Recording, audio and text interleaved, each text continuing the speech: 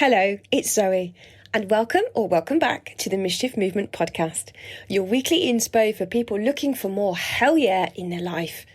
Consider this your one-way ticket out of midlife mediocrity towards fun and positive impact via playful disruption. Wouldn't you love to wake up and feel like a total badass? How about breaking some rules, throwing two fingers up to society and doing more of the things you love? I'm talking full-on freedom, adventure, and those meaningful connections I know you've been craving. Stop waiting for your amazing life to happen and go get it! I'll be picking the brains of some true game changers and mischief makers so I can share what I find and hopefully inspire you to shake things up, do more of what makes you feel alive, and boldly rebel against the ordinary. I've no idea what I'm doing, to be honest, but I've got a mission and I'm here to start a movement. It's going to be quite the adventure. Care to join me? Okay, here goes. Hello again. This week, you've got me. I know, it's such a come down after last week's fun-filled episode with Max, which is an absolute must listen if you haven't tuned in yet. In fact, this episode was inspired by that very conversation because among the many topics we covered, he happened to bring up mistake making, and it just really got me thinking about this. So he said 90%, if not more, of my designs are nonsense. They do fail and it's okay to make mistakes. So, this got me thinking a lot about how we often frame mistakes as failures, which then go on to really scare us. We build these things up into these huge roadblocks that we must avoid at all costs. But the problem with the fear of failure is that you just end up holding yourself back from ever starting. I know that I have definitely been in this boat, right? So this episode, I thought we'd have a little chat about that. The fine art of making mistakes, or learning to fail forward, as I've heard it called, and letting go of the idea that if we're high achievers, a mistake means a failure. I come to this episode armed with a thought-provoking quote, a brilliant podcast. Another brilliant podcast. It's not this one. A few shining examples of very successful people who made many mistakes before reaching their goals, and several ways that you can challenge your own ideas about failing or, frankly, fucking things up. Let's start with that quote I mentioned because it came up recently on a podcast I dip in and out of by Marie Forleo. And she was interviewing author Laura Bell Gray about writing her book. I think it's called Tough Titties, about how much she struggled to get the words on the page and how, it had been really hard to figure out what she wanted to do with her life at one point. And she said this, right? You've got to be a bit of a disappointment for a while, meaning allow yourself to be a beginner. It's normal. Stop expecting to be the best in the game when you've only just learned how to play. I love that little phrase. It's a kind of a different spin on something else that I'd heard by Kathy Heller, who is a massively successful songwriter from the States, with many other strings to her bow these days, including her own podcast. And a couple of years back, I did an online course with her. It was a lot to do with pressing go on that dream you'd always thought about pursuing, but you hadn't kind of had the courage to do yet. And she said two things I'll never forget, right? The first is that when you prepare to play bigger, you also need to prepare for the dip. Now, this means you need to be kind of honest with yourself about the fact that whatever it is you want to create, whether it's a new career, a change in your relationship, creating an online course, like whatever it is, it's not going to be plain sailing and you will do things wrong sometimes. So more than anything, just get ready for those moments and have a bit of a plan in place. How are you going to bounce back when it happens? It might be that you have an accountability partner to bounce new ideas off, a friend or family member who can talk to you when you're finding it hard, or even just like a way to treat yourself that's going to kind of pick you up and get you back in the ring. I'm thinking, I don't know, a really nice massage after I've fucked up royally would be amazing. But the second thing she said that really stuck with me was give yourself permission to be a C student. And it sounds so basic, doesn't it? But if you're anything like me and you spent your whole life trying to be the best and striving for the A grades, and in constant competition with yourself, this is a really different and new way of thinking. The concept is simple, right? A students often get so in their own head that unless the thing is perfect, they don't put it out there. C students, on the other hand, do enough to get things moving, knowing it's not the best, but giving themselves the grace to accept that and doing it anyway because, well, progress over perfection, right? So if this is a hard pill for you to swallow, look at it this way. I'll give you an example. Two friends start making their own online course at the same time. One's an A student and is looking for precision, perfection, something she's immensely proud of and that's going to receive all kinds of positive feedback from her peers. C student, however, just wants the thing done. It's not that she doesn't care about the end result, it's just that she's not going to get hung up on all the small stuff. She can always change things around later on, but the important part is getting her course in front of her audience. They both need some photos for their website. So C student moves quickly using whatever resources she's got. So that might mean some decent selfies and a nice shot from a wedding last year, and she uploads them. Good to go. A student can't find one she likes enough, decides to book a photographer to look super professional, forks out for a photo shoot, and then procrastinates over a dozen or so images for a week. Meanwhile, C student has already launched her course and bagged herself her first sale. If you can identify with the A student, can I just say it's not our fault? We've been conditioned from such a young age that we have to do our best and that any less is just unacceptable. So it is really difficult to change that mindset once we become adults. But here's what I've learned from being the A student.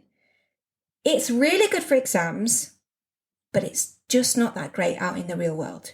When it's time to move on an idea, to take action and actually test something, it pays to be the C student.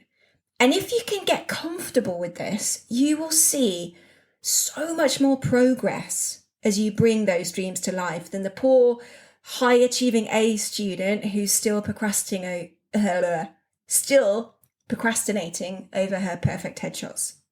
And in the spirit of mistake making, I'm going to leave that one in and not edit it out. That's not to say don't have any standards. I'm not saying that at all. You still want people to buy the damn thing at the end.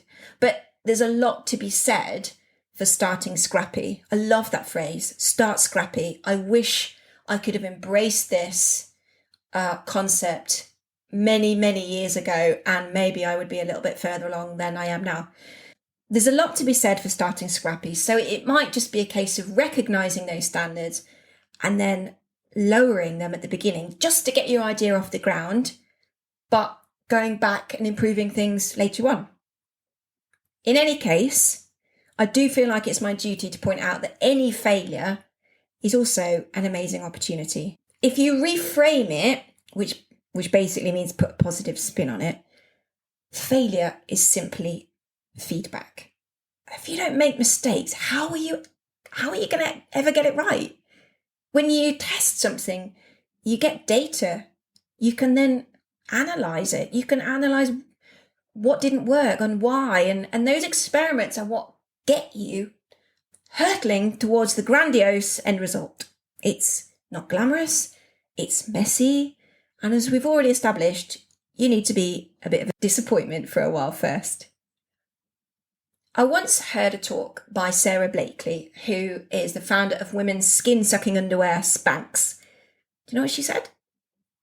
Her dad turned failure into a game. When her and her brother were kids, he would ask them each week what they'd failed at. It was a silly, silly game with only one way to lose. Not try anything new and therefore not manage to fail at something. What a genius man.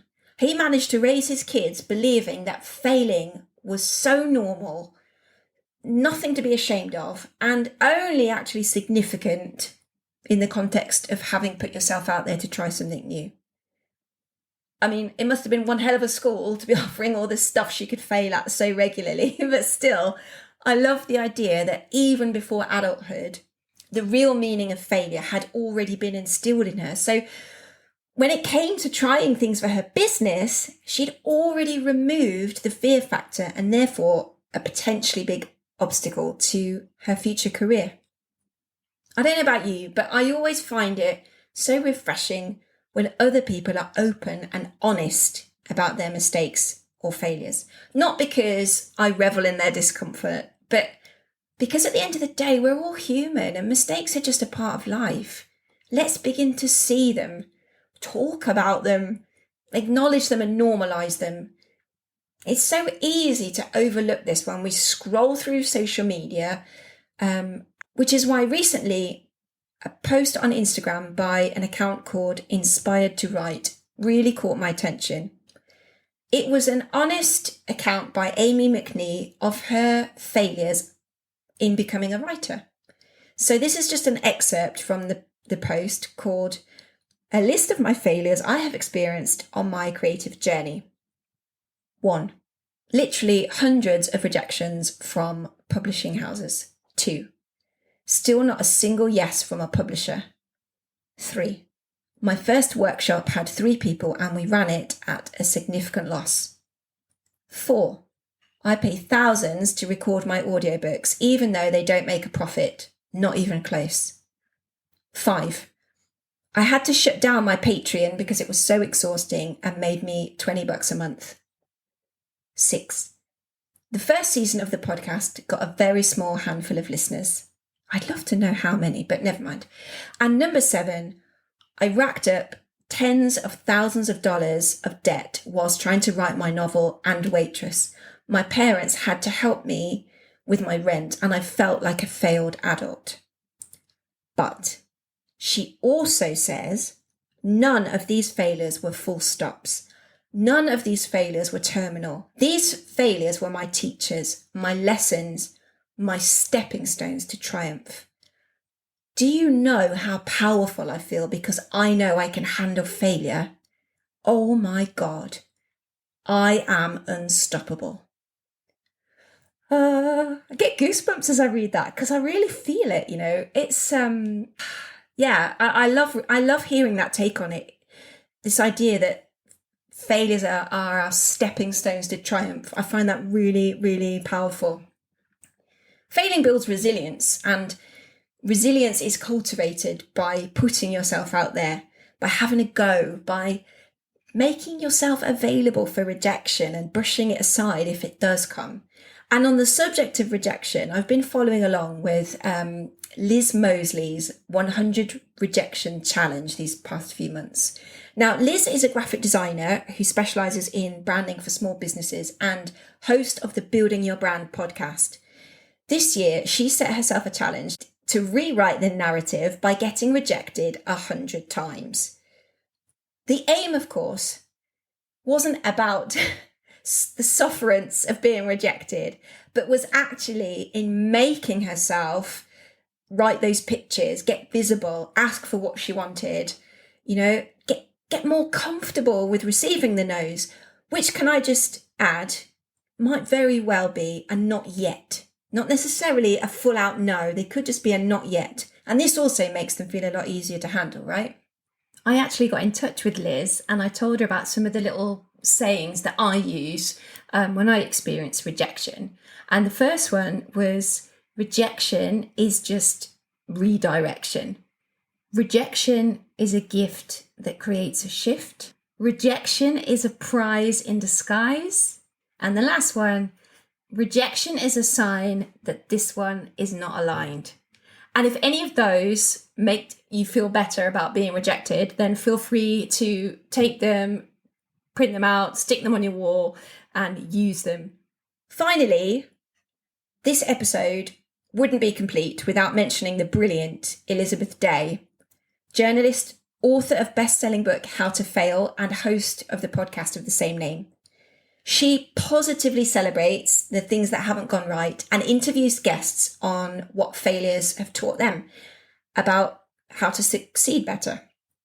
It's so refreshing because how often do we really look at where people's stories went wrong? If you're keen to jump in and have a listen, I can highly recommend season 17, episode 2, where she interviews Jay Shetty. I have a lot of love for this man because he always has so much wisdom to share. And I don't want to spoil your chance to listen, but one thing he said really struck a chord. His attitude towards failure is that you just learn that it's unavoidable. It's not a sign of inadequacy, but an opportunity to grow, an opportunity to pivot, or potentially a chance to say, maybe this is just not my path. It's also not a reflection of your worth or self-esteem. And I think that is such an important point to underline here. Right. That brings us to the end of this mini-sode about making mistakes and failing forward. I hope I've given you something new to think about when it comes to how you deal with failure or your fear of failure as you continue to rebel against the ordinary and choose a life you don't want to escape from. Remember what Amy said, it's powerful to be able to own our failures, and you, my mistake-making friend, are not a failure. You are absolutely unstoppable. Keep making mischief, and I'll be back next week with another inspiring guest to help you think differently and get you doing more of the things that make you feel alive. Oh my goodness, you made it to the end. You deserve a frigging medal for that. Thank you so much for listening to the podcast today. I'd love to hear what you think, so let's connect either on Instagram at Mischief and Hide or by signing up to my newsletter at zoegreenhalf.com. If you did enjoy this podcast, please consider telling a friend or leaving me a review wherever you download your episodes, which will help my mission to inspire and empower more people like you to choose mischief over mediocre. Ciao!